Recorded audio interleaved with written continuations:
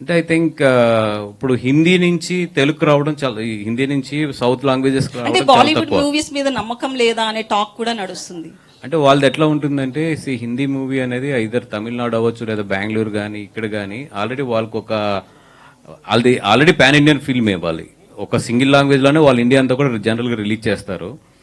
But నేను ఈ cinema especially Telugu తీసుకొస్తున్నప్పుడు నేను చెప్పింది ఏంటంటే డెఫినెట్ గా ఇప్పుడు మేము ఎట్లాగైతే హిందీకి తెలుగు సినిమాని తీసుకెళ్ళి ఒక క్వాలిటీతో డబ్బింగ్ చేస్తే ఎంత బాగుంటుందో, హిందీలో కూడా పొటెన్షియల్ ఉన్న సినిమాలు నిజంగా తెలుగుకి, అంటే వాళ్ళు ఎప్పుడు చేసే తప్పు ఏంటంటే డబ్బింగ్ చేయడంకి ఒక అథెంటిక్ ప్రొడ్యూసర్ ఇక్కడ ఉండి దాన్ని లాంచ్ చేస్తే, ఒక మంచి డిస్ట్రిబ్యూటర్స్ కానీ ఒక ప్రొడ్యూసర్ కానీ దాన్ని ఓన్ చేసుకుని కనుక ఆ సినిమాని లాంచ్ చేస్తే అది చాలా డిఫరెంట్, చాలా వేరేగా ఉంటుంది.